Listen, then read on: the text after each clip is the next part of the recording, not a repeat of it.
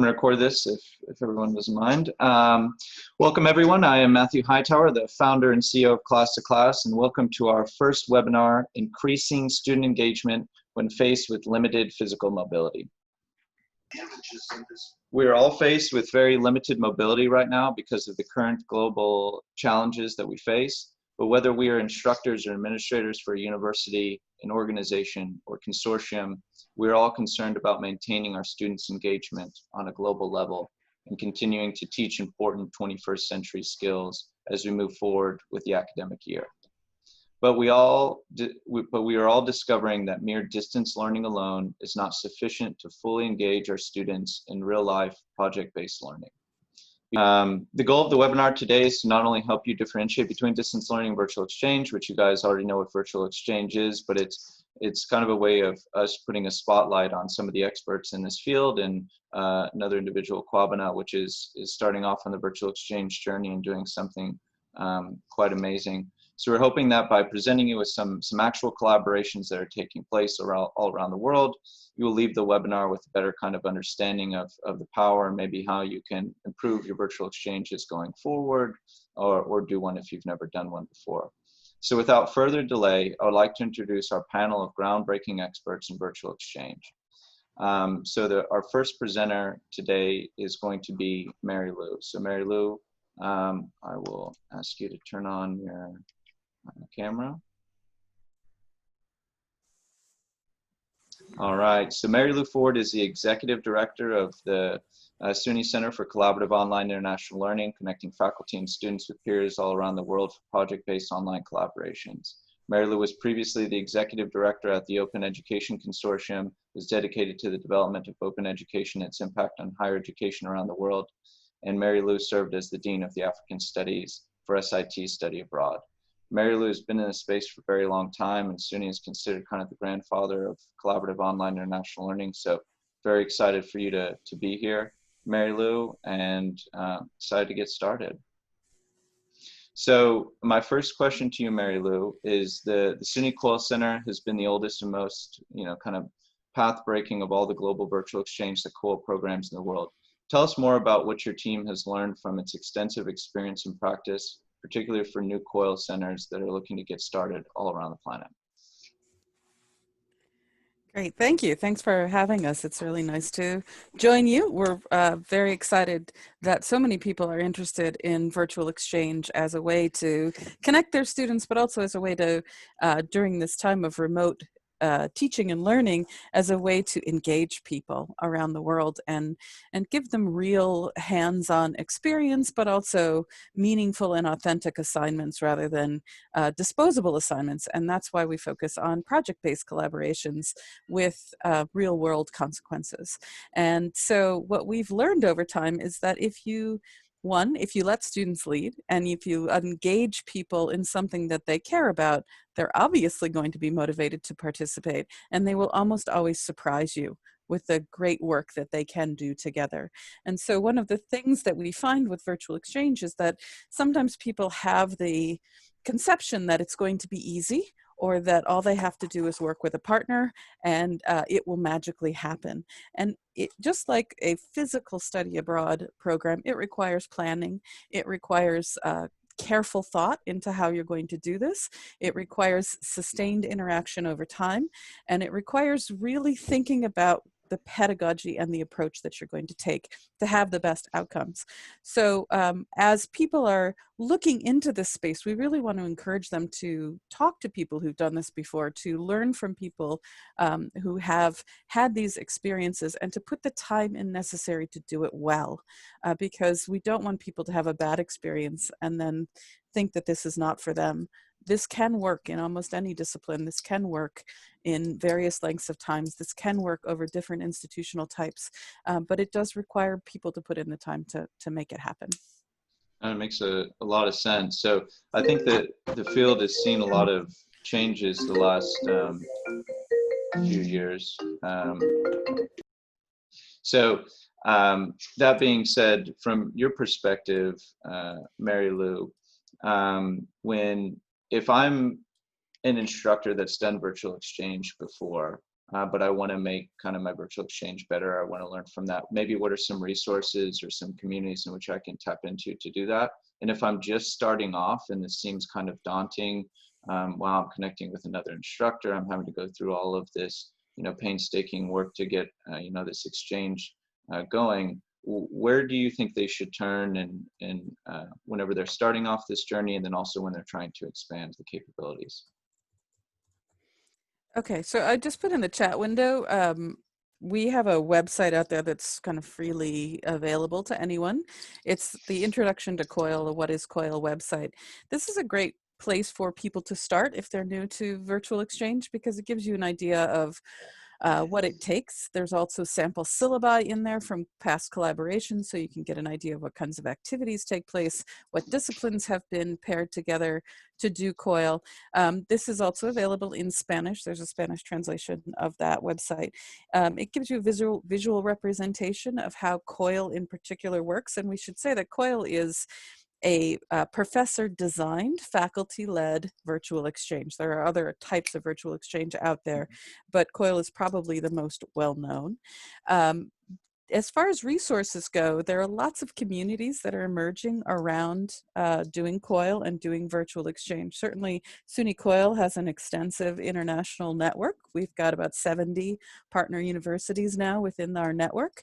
The SUNY COIL Center runs monthly webinars. We have monthly meetings. We run regular kind of focus groups and working groups for people who want to work on various aspects of virtual exchange. And we also have partnering opportunities for people looking for partners to do COIL with. So the SUNY COIL Center has a very established network. There are also a lot of emerging networks around the world. In Japan, there's one coming up in Latin America now. There's an emerging group in Europe. So you can find people who have done this before, join a community, begin to talk about issues, things like data privacy, things like appropriate behavior online and how you do classroom management, how you bring in interactive and engaging and creative activities for your students, ways to handle issues of language and time, all of these considerations that you have to think about with virtual exchange that again requires that planning. If you have a group of people or a community that you can tap into to build on their expertise, it will really help. No, that's amazing. And I think that's one of the things that I've learned from you is just when starting this off, like you said, it's difficult. So kind of embedding yourself within a community and reaching out and talking to individuals who have done this before and kind of piggybacking off of that is definitely a good place to start if people are just beginning. And then also if they've already done this before, right? It's kind of using that community to kind of understand what other people are doing around the world and see how you can potentially improve your courses going forward. So from a university perspective, Mary Lou, because of the shift in study abroad's getting canceled and stuff, have you noticed more of a shift towards institutions trying to institutionalize virtual exchange, or is this very much so still a teacher kind of run movement? No, absolutely. More and more institutions are interested in this for a number of reasons. I think the COVID pandemic is one of them, is the idea that the world can't physically move, but we still want to remain connected. And so searching for effective ways to do this that are, again, meaningful and authentic and not just a read about a country and write an essay, but really interact with people, get to know the people of the country and not just the media portrayal of that country. But the other thing I think is that we're in a time now of tremendous social change, and people are demanding social justice. And this idea that we need to make connections, sustain connections, understand where other people are coming from to be able to transform our own societies into the kinds of places that we want for the future is another reason I think that's driving institutions to think about diversity in all its forms, including intercultural diversity and international diversity. And so institutions embracing this and trying to help their professors gain the appropriate skills to be able to do this. Now, we always say that COIL is not study abroad light. This is not a substitute for study abroad. This is not something that you should be doing just because you can't travel.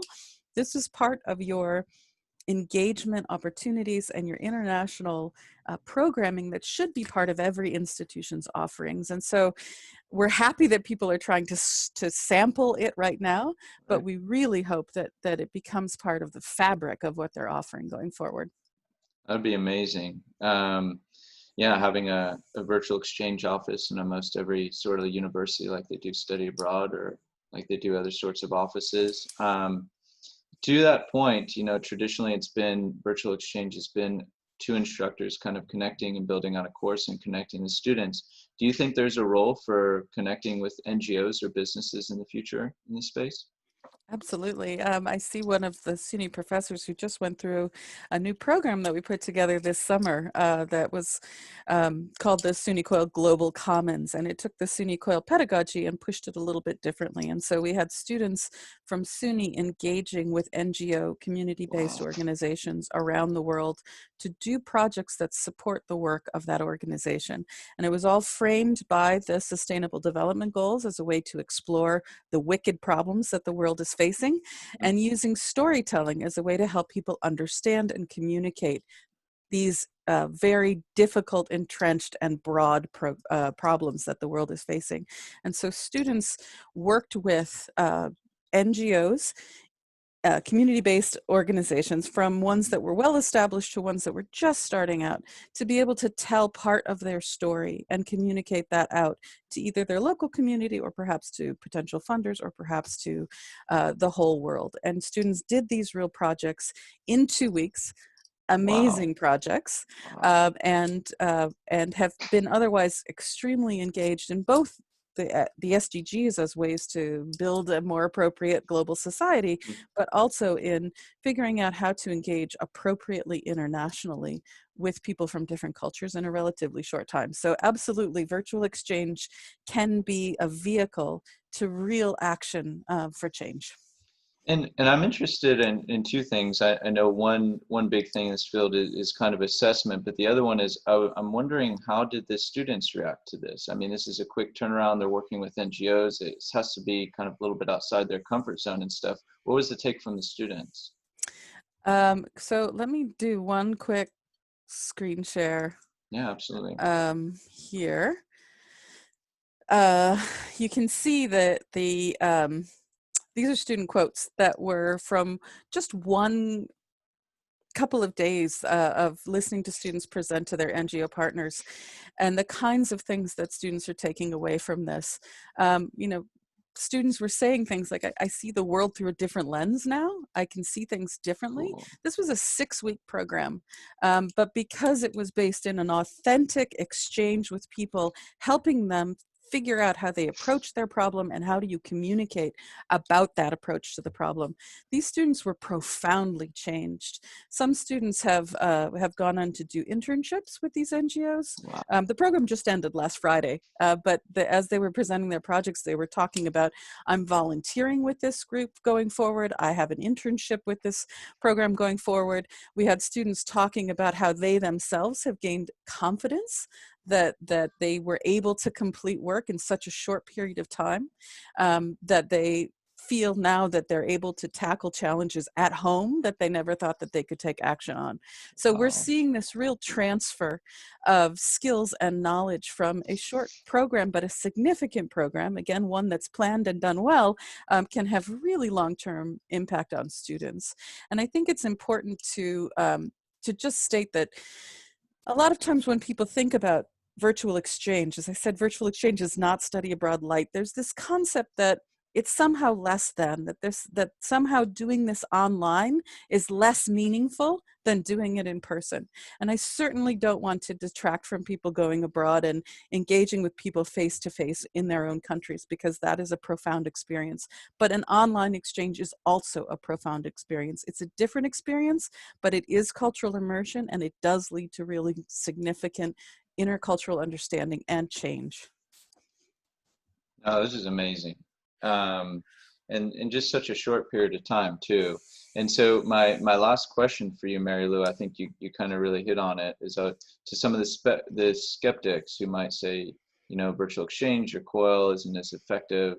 you know, for global learning is maybe studying abroad and stuff. I think what you just showed here and what you just explained kind of puts that to rest, right? These students are working with these NGOs, they're working together virtually, and it doesn't have to be one or the other. It can complement, but it actually is making the learnings coming out, right? And so would you have anything more to kind of add to that, to people who are like, virtual exchange it's okay, it's a necessity right now, or maybe it's something to look into, but it's not a long-term type of solution?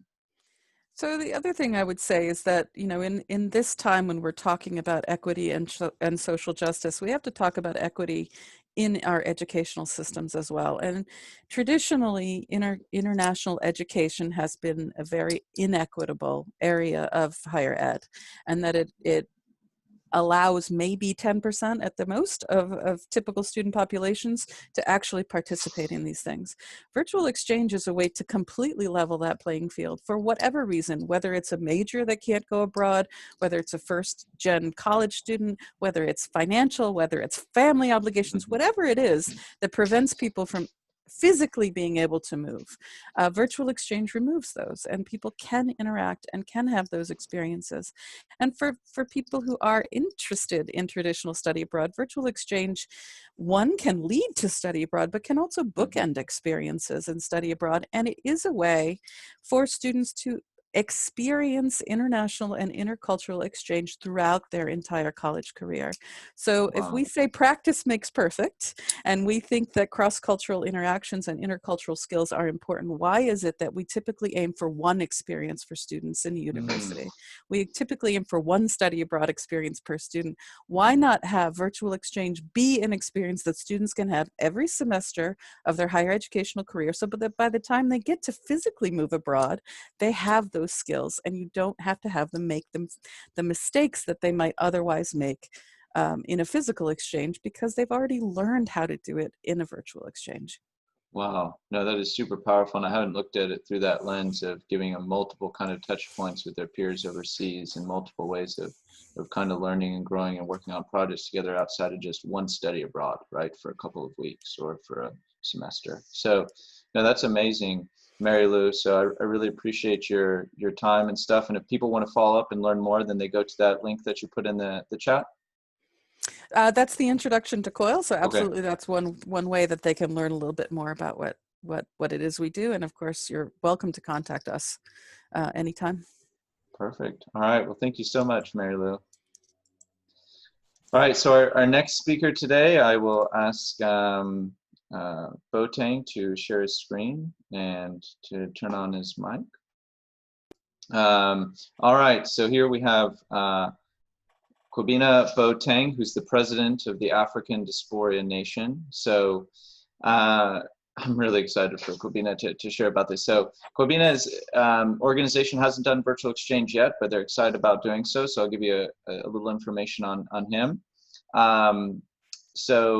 Kobina brings the mindset of an electrical and automation engineer and a pretty sophisticated leadership experience honed from diverse experiences in New Orleans, Houston, Angola, Nigeria, and Ghana. A fiercely compassionate and driven servant leader, he has a vision and drive to build and sustain strong organizational capacity needed to accomplish his Vision 2024 with integrity. So that being said, Kwabena, let's start off. What is this Vision 2024, and what's the mission of your organization, and what are you trying to achieve? All right. Well, thank you very much, Matt, for this opportunity. And I was inspired listening to Mary Lou. Glad to be in this company. So Vision 2024 is really about making a dent in the underrepresentation of youth of African descent in international education. Mary Lou mentioned disparities in international education. So you have a situation where just about 6% of youth of African descent in the US participate in international education and study abroad. You have a situation where Africa is only a destination for about 4% of the market, study abroad market. And our goal is by 2024, which is the end of the United Nations International Decade for People of African Descent, we will be making progress in reducing these disparities, right? So that's what that is about, and that is being a driver for a lot of our engagements, creating the HBCU Africa Education Consortium and all that. So quick summary, that is what Vision 2024 is. Yeah, that's amazing.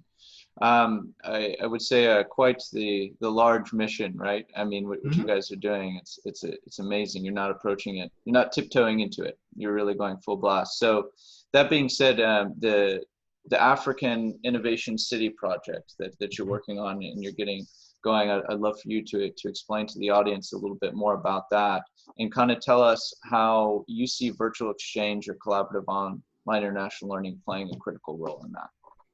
All right, sure. So if you look at the UN Sustainable Development Goals, city building, smart and sustainable cities is a critical part of that.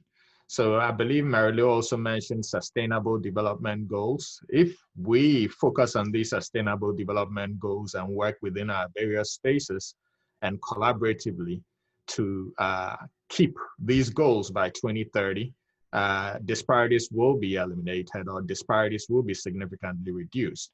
So we honed on the city building part of the sustainable development goals because one thing you find about it is city building requires a lot of disciplines. It requires a lot of people with diverse perspectives operating collaboratively within a framework.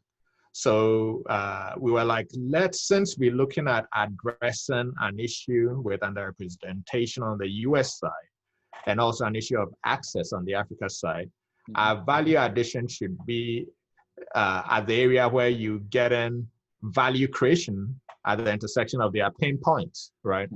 So during the first HBC Africa Homecoming last year, we had it in an area and the chief of that area offered some land with HBC Africa Homecoming. So our next stage in this journey has been, okay, we engage in institutions who have strong levers, HBCUs, they have strong levers in terms of constituents who don't participate in international education.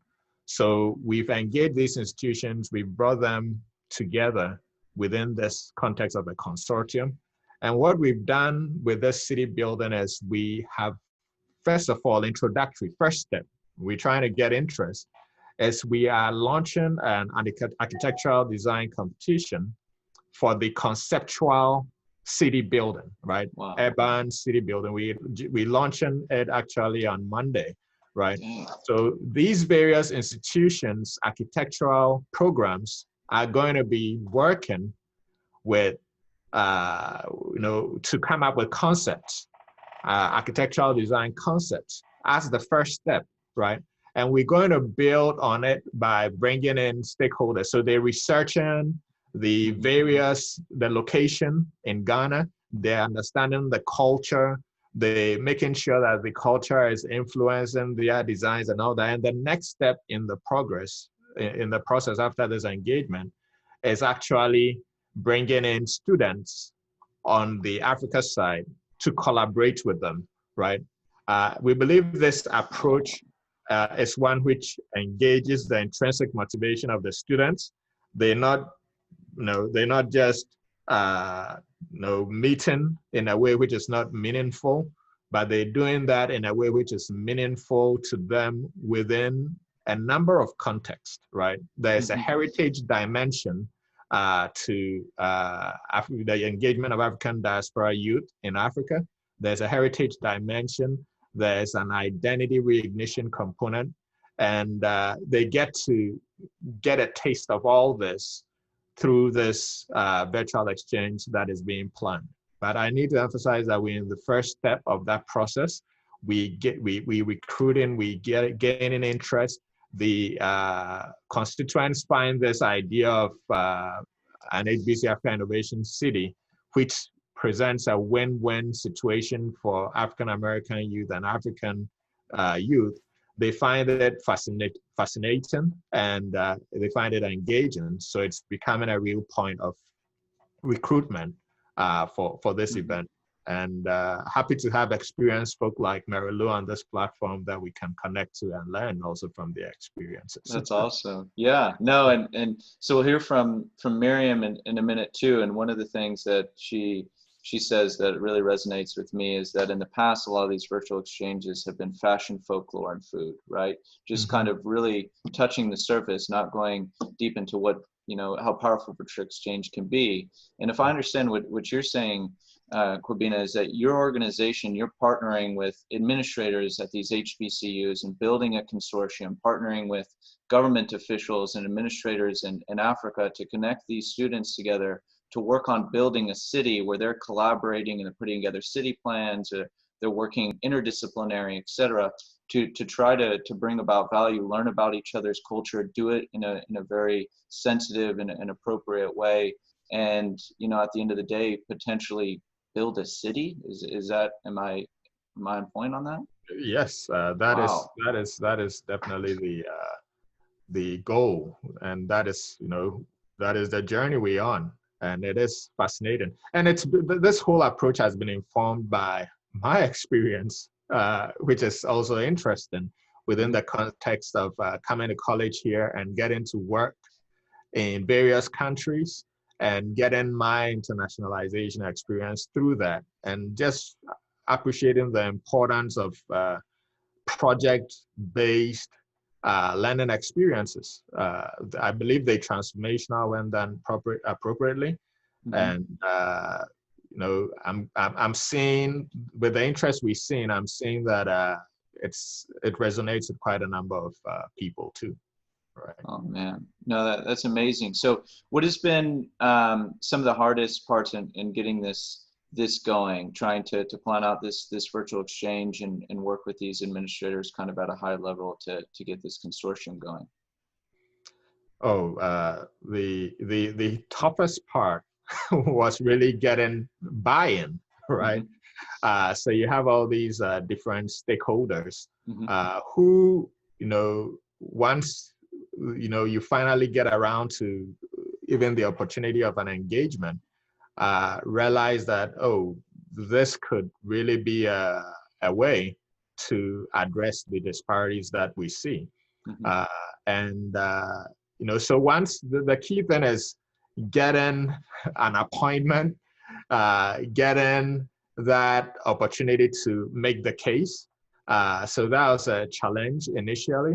And going forward, it is going to be about making sure that, as Mary Lou said, this is not just a virtual exchange and that's about it, right? We want to make sure that this also becomes an entry point for the students who participate in this programming to actually visit these various locations, right?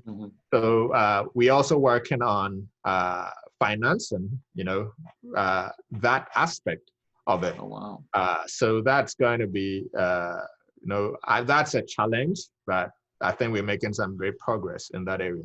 Yeah, but very first one was just getting people, it's a different kind of thinking. It's big, bold, audacious in a way.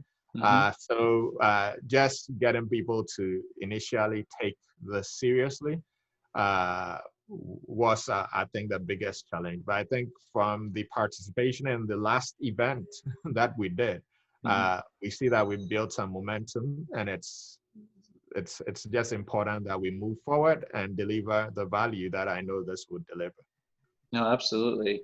And so kind of hitting on, I've noticed a thread that you've mentioned, and obviously Mary Lou mentioned, and I firmly believe it as well, which is virtual exchange and study abroad. It's not one or the other, right? They can complement one another, and they can kind of come together as a sort of package and make things more impactful. So in that regard, hearing what your organization's doing and hearing you talk about virtual exchange is complementing or helping bring students abroad, I think is important to emphasize. And so on that front, these students are connecting before they go on study abroad, or before they go to Africa to work, and then also after. That's the whole idea, right? So they connect before, then so within this context of an architectural design competition, a conceptual design competition, winners from one of the incentives is whoever wins actually gets to go to Africa, right? So Okay. they go back. We would love to have more participation, but we just look at what can be funded at this point. But yeah, then they go deal with the grounds that they've been working from, from a data perspective, a Google Earth perspective, you know, that high level perspective. They actually get to go walk the ground and engage locally with the stakeholders on the ground. Wow. Wow. So that will be the next step. And then after that, you know, once they get back, we still expect some engagement, you know, as this progress, and hopefully an engagement across the total life cycle of the project, even when they graduate, you know, hopefully taking their children to these spaces and saying, hey, we were part of this journey. We build relationships through this journey, and we've done something meaningful and impactful in along so many dimensions. Right? Oh, that's amazing. So last question, to wrap it up. I love what you guys are doing. So if I want to support, if people want to support when it comes to money, or support when it comes to being a part of the program, or support when it comes to being a part of the consortium, where should they begin? What are the next steps? All right. So yeah, I'll say they should send, I'm putting my email address in the chat.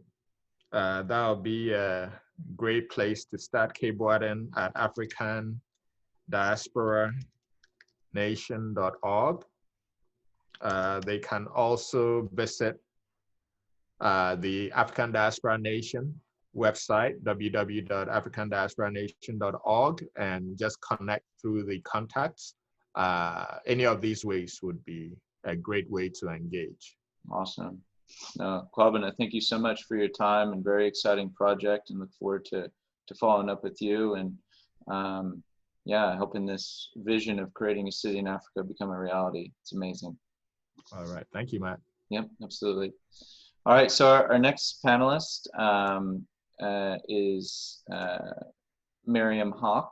And so Miriam, if I'll ask you to, share your camera. So Dr. Miriam Hawk is a senior lecturer in the Department of Languages at the Open University UK, where she has been investigating the use of technologies for the learning and teaching of languages and cultures for almost a decade. And so Miriam Hawk also works with the Erasmus virtual exchange, and is very much at the forefront of research in virtual exchange in Europe and the United States. And I'll just go ahead and say it, the world. So Miriam, without further ado, I would love to learn a little bit more about what your work is at what you're doing with Erasmus virtual exchange, and your experience of being in this field for so many years. So yeah. Right. First of all, I would like to say this is a bit of a homecoming for me, and I would like to express my gratitude for having me, because I have obviously worked for the SUNY Coil Center in 2014, 15, 16, and I have also already worked with you, Matt, and immersed you in class to class. So I feel very much at home here today. Perfect. Okay. Now over here, this side of the big pond, for the last 3 years, I've been involved in the EU-funded Erasmus Plus Virtual Exchange pilot project, a 3-year pilot project. It is the extension of Erasmus, which is a physical mobility program that the EU runs, and Erasmus Plus Virtual Exchange is the virtual extension to this, of course, with the idea to get this systematically embedded into what happens not only in higher education institutions, but also in youth organizations. And this is, I think, a very important aspect of this program, that we had also a lot of people between the age of 18 and 30 involved, because this is what it means to be youth in the EU context. So the consortium that contributed or that ran the program existed of several members, and each member offered a different type of virtual exchange activity. So you had, for example, the Anna Lindh Foundation that offered online debating opportunities for young people and offered training in become a debate leader. You had the Sharing Perspectives Foundations. They offered interactive open online courses, not MOOCs, no, IUCs, interactive open online courses to focus on this engagement aspect that Mary Lou has also already highlighted. And then we had Solias as a partner. They offer bespoke training for facilitators and run a bespoke Solia Connect program, which focuses on conflict, not maybe resolution, but conflict transformation, and run that on their bespoke virtual exchange platform. And finally, the organization that I'm affiliated with, Uni Collaboration, which runs more Coil type virtual exchange training. And we offered not only training, but also mentoring for teachers and youth workers, help them design and implement Coil type virtual exchanges. Now, what is another interesting aspect of this program is that it was set up to link higher education institutions and youth organizations, roughly speaking, from the north of the Mediterranean, with youth organizations and higher education institutions south of the Mediterranean, what's called the MENA region, Middle East and North Africa in particular.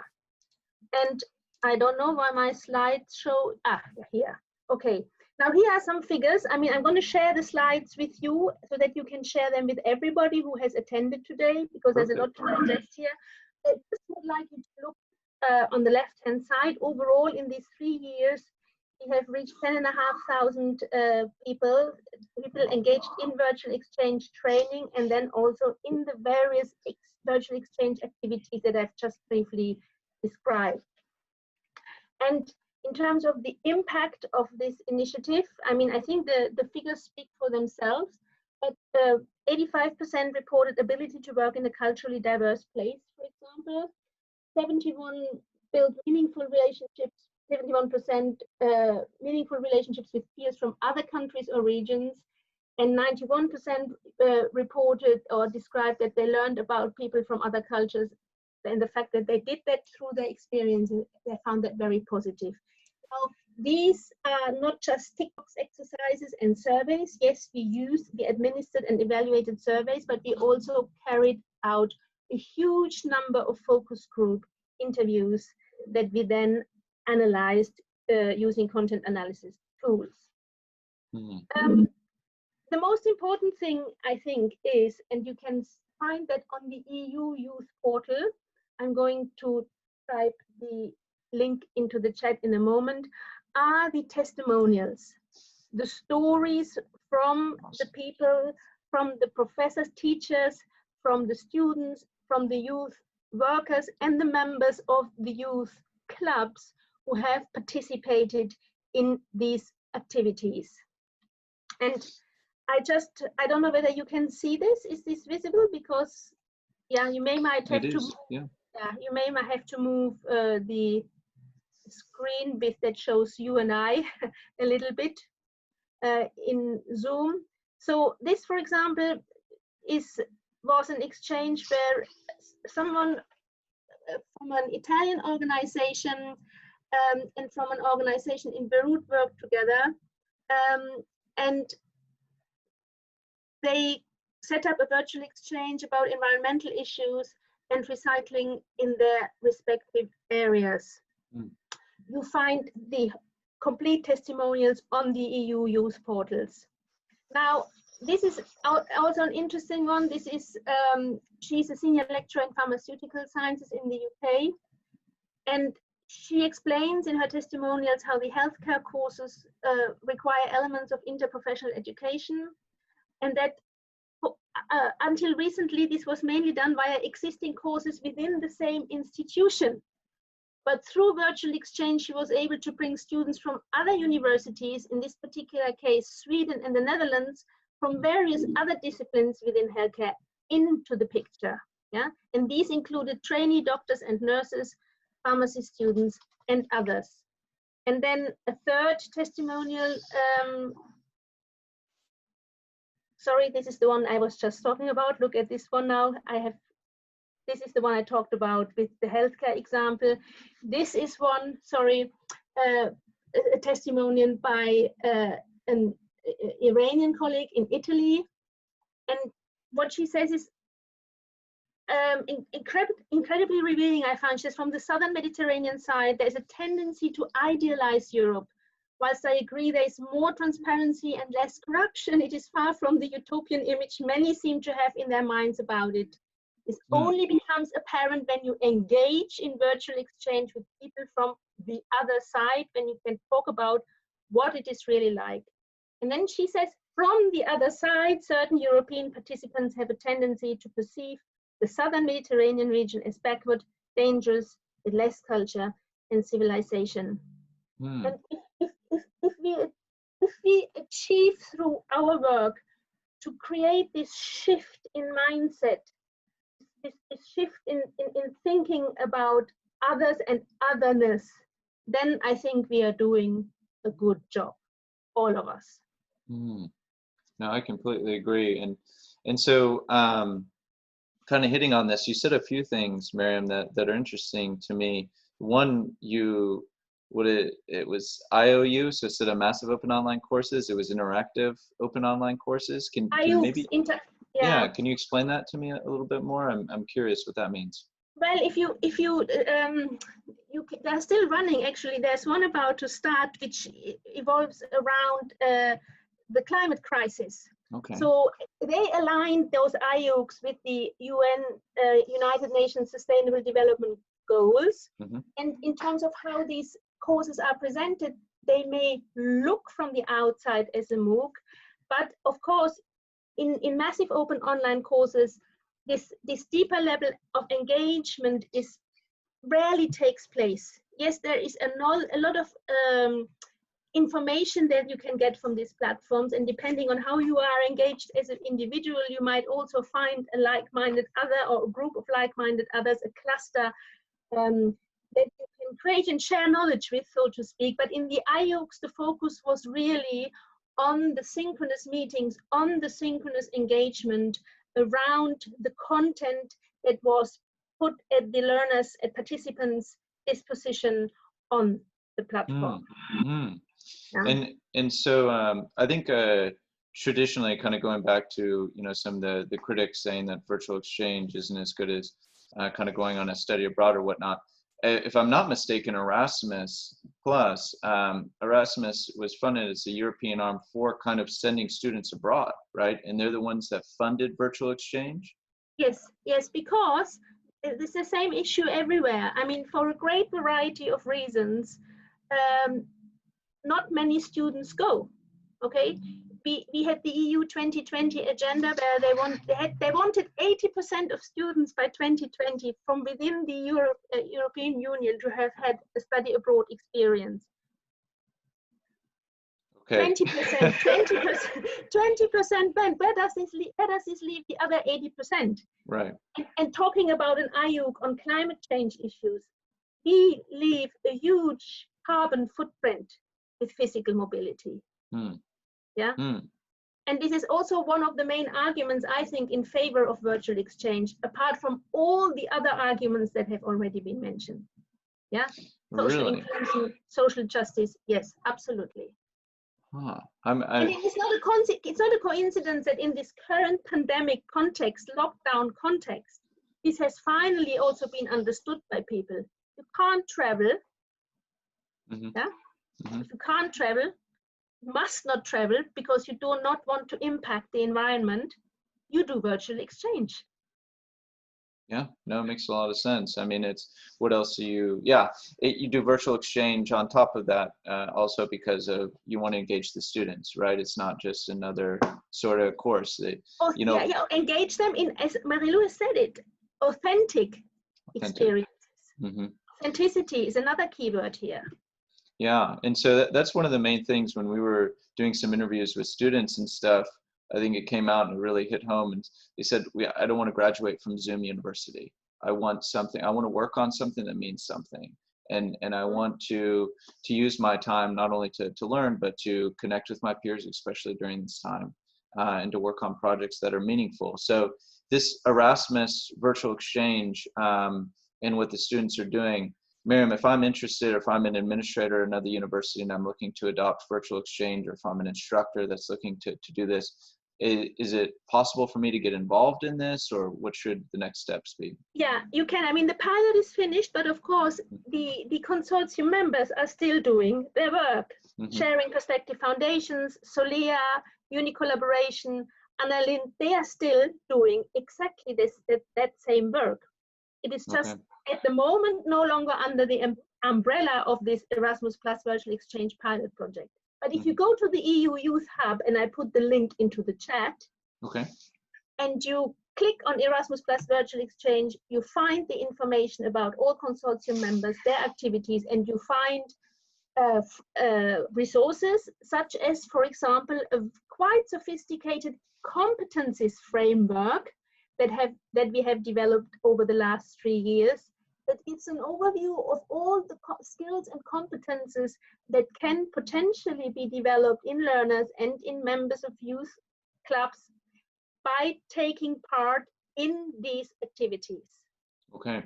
And anybody else can use this. It's available there under a Creative Commons license, and it might come handy because very often those who give us money at our higher education institutions and other organizations, even NGOs, they want to see, so what is it that you are achieving with your work? And if you can show a competencies framework, that helps a lot to open doors at institutions and with educational decision makers. No, absolutely, it makes a lot of sense. So that's amazing, and to see the types of projects that are happening and stuff. So as an instructor as well, if I go on here, if I've never done a virtual exchange before, or if I'm looking to kind of, see if different ways in which I can improve it, I can go on there and find some resources. And and the same on each of the websites of the consortium partners. So if you go to unicollaboration.org, yes, if you go to sharingperspectivefoundations.org, you find very detailed information of the bespoke characteristics of each virtual exchange activity. Uni Collaboration being the one that is most easily comparable to what the Coil Center does. Awesome. Okay. No, that's amazing, Miriam.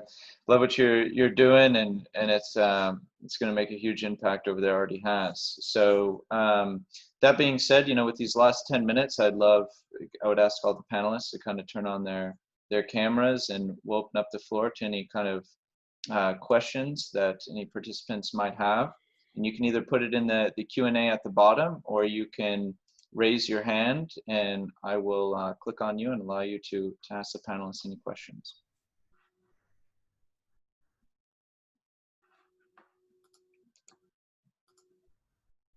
Let's see if we have a few coming in.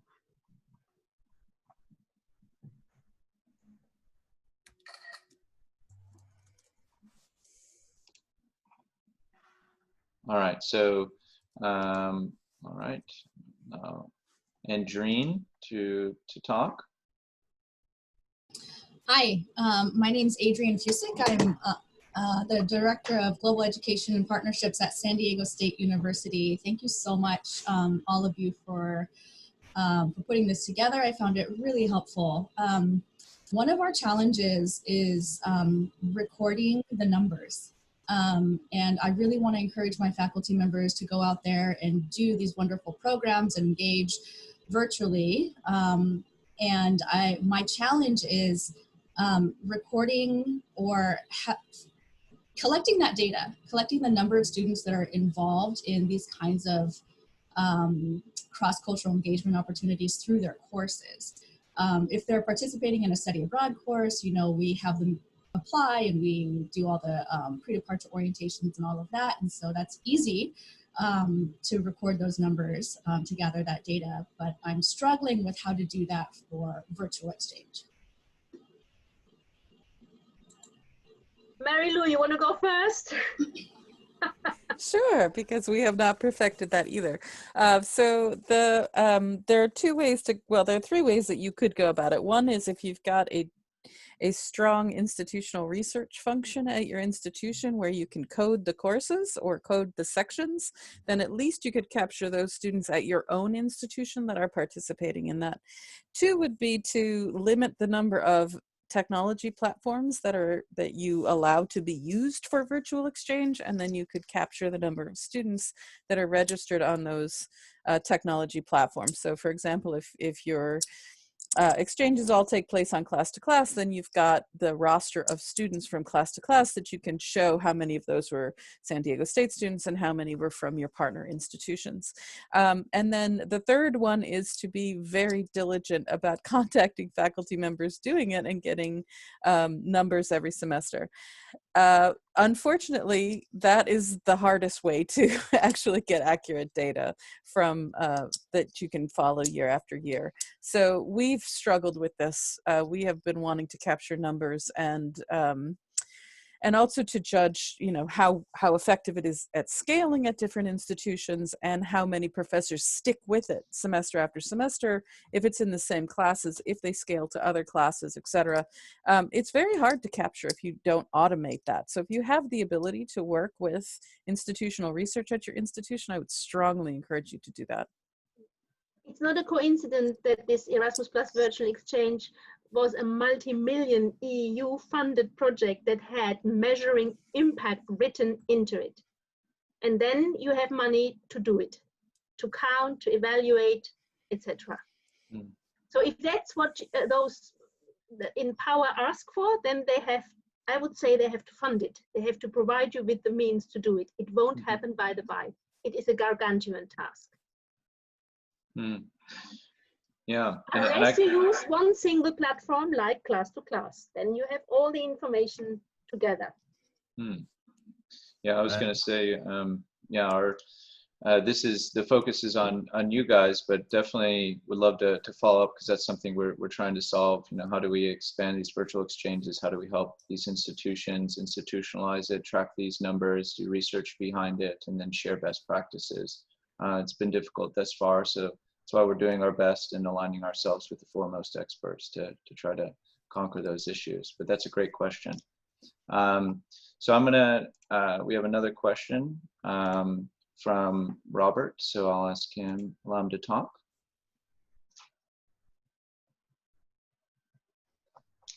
So Robert, yeah, I got it. I want to thank you all for your presentation. This is interesting to me, and I bring a little bit of a different perspective. First, Matt, I'll say to you, I work closely with Loy and the Human Rights Cities Alliance. Awesome. But it's interesting, I work a lot with university students.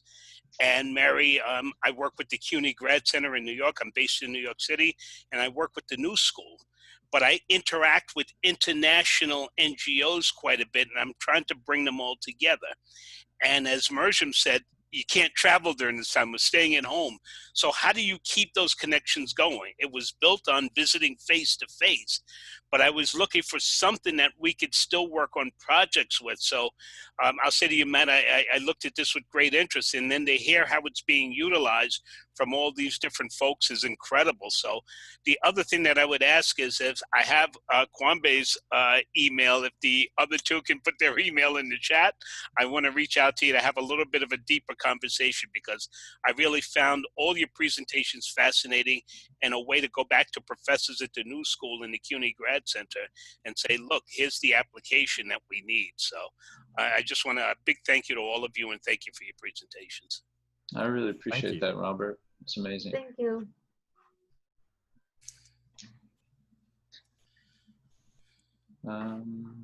Let's see, I'll look at okay, so in the Q&A, we have one from Stephen Tippett. So he said, I recently spoke with a member of the US government whose job is to measure learning and behavioral change during the existing mobility programs that are government funded.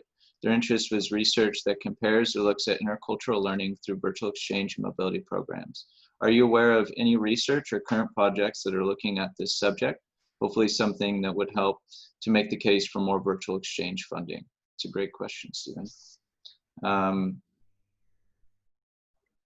It all looks at intercultural learning.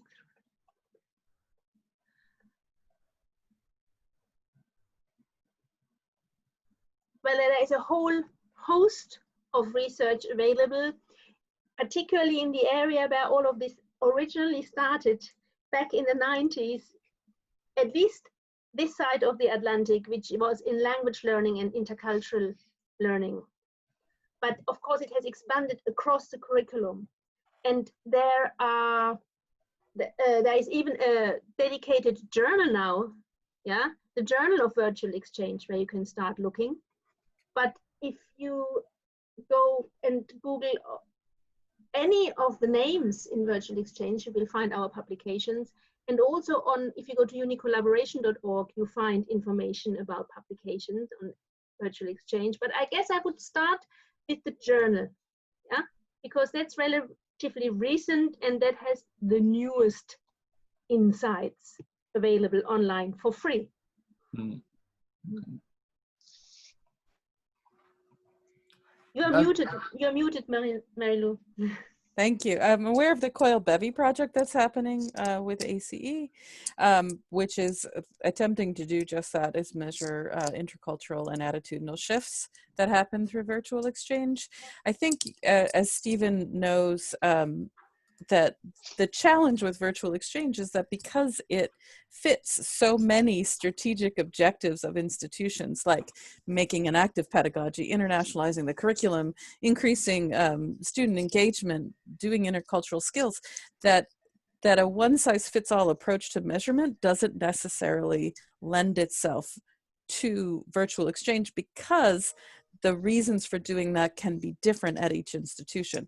So I'm not aware of one that is working uniformly across the board. So while intercultural skills is an important component of each collaboration, some collaborations may be more geared towards student-centered learning, may be geared more towards getting students to be more actively engaged in their learning, and therefore they might not be as interested in measuring intercultural skills development to the degree that someone who's really focused on intercultural exchange is the primary reason for virtual exchange would be. So there are a lot of different assessments out there. They tend to be very specific to the institution or to the class and the particular goals of that collaboration. Can I just add to that? I mean, if you look at bespoke projects like the one I've presented, there is of course the final project report that is coming out any moment, and that will contain a lot of data to that effect. There are other project reports from the Evaluate project, that was another EU funded project. There is currently also the Evolve project. All these have reports with hard data to this effect attached to them. But as I say, they all target specific groups. Yeah, so as Mary-Lou said, a one-size-fits-all doesn't exist. This is at the same time what is so amazing and what I find so incredibly inspiring about virtual exchange. Not one is like the other. Not one engages the same group of people. It is always new. So it is very, well, I don't want to say dangerous, but, but to make sweeping statements is, I think I would stay away from it. Okay. So there's one last question. We'll wrap it up. We appreciate everyone's time. I don't want to run too much over, but the last one I think is an interesting question, and it's from an anonymous attendee. They said, how do we encourage our universities to begin this amazing program? So I assume the question is, how do we get, not the instructors, but the admins themselves kind of bought in to doing virtual exchange? I think it's low cost, high impact, right? I think that's a key word. And the other part would be, it allows you to bring people into your internationalization agenda. I believe ultimately this will become a differentiator when it comes to students picking where they go, right?